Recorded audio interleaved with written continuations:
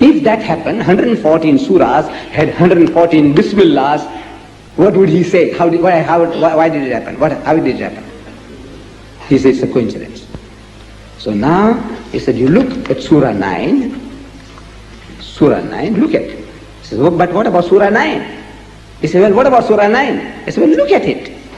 So we look at Surah 9, that's Surah Tawbah. There's no Bismillah. In every Quran in the world, there's no Bismillah. Can you believe such a thing? Look, it's a beautiful formula.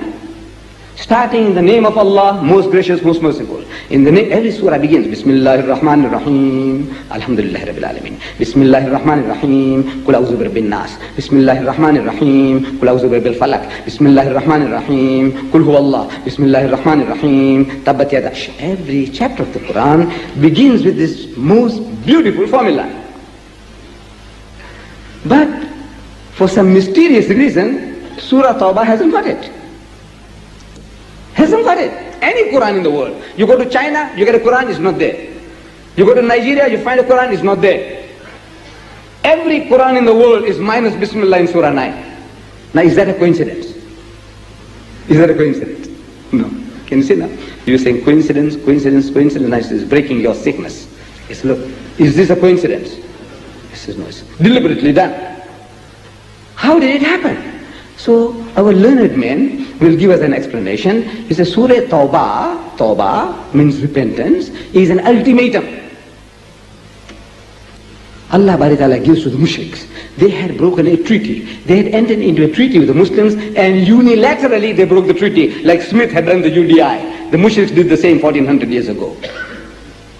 The UDI. Unilateral Declaration of Independence. So Allah Ta'ala gives them an ultimatum. He says, put things right, 4 months in which to put things right, otherwise a declaration of war by Allah and His Messenger. And by the time he reaches verse 3, he says, وَبَشِّرِ الَّذِينَ كَفَرُوا بِعَذَابٍ أَلِيمٍ, and he proclaimed to the unbeliever a grievous penalty. And when you talk like that, now you can see Bismillah is uncalled for. When you're talking about war, when you talk about fighting, it doesn't need, like you. Going out, somebody snatches your wife's handbag. So what do? You go and run and you grapple the fellow, catch him.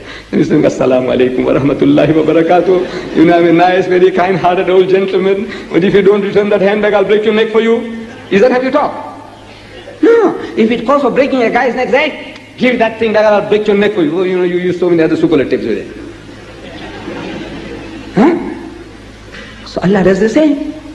Put things right, or declaration of war. So they say Bismillah is uncalled for. It's not necessary under those circumstances. But he's created a problem for himself. Can't you see? He said, I'll fix you up with 19. Now he's got 114 surahs and only 113 Bismillahs. And 113 is not a multiple of 19, is it? It's not. 114 is a multiple. But 113 Bismillah, so he's short of 1. He's created a problem for himself. You know, our author is creating problems. He's got nothing else to do, it looks like. He's creating problems for himself. Now the beauty of any performance is, you create a problem and you solve the problem. Whether it is in mathematics, acrobatics, aeronautics, aquatics, you know, the guy goes on top of that high platform and he dives like a jackknife into the water without splashing very much. So we applaud. This is great. Because you know, you and I, if we did that, the whole swimming pool would run out of the way. So this is great. Then he goes up again. And he makes 1.5 somersault in midair. And then he goes into the water. So what do? We applaud again. He did it. He goes up again. Now he does 2.5 somersault in midair. And he goes into the water. What do? We applaud. Create a problem, solve a problem. We're in the circus. In mathematics, in anything, you create a problem, solve a problem. And the manner in which one solves the problem, we applaud. This is great, this guy is great, he did it. So our author, he created a problem. 114 surahs and 113 bismillahs. And 113 is not a multiple of 19. So what does he do? He said, very easy, very easy. Look what he does. Surah Tawbah hasn't got it. So count. Tawbah, next one, Yunus, Hud, Yusuf, Rad, Ibrahim, these are the names of the surahs. Count 19 and you'll find the missing one. You count 19 from Tawbah, and you'll find the missing one. How? Not slipshod. Not slipshod.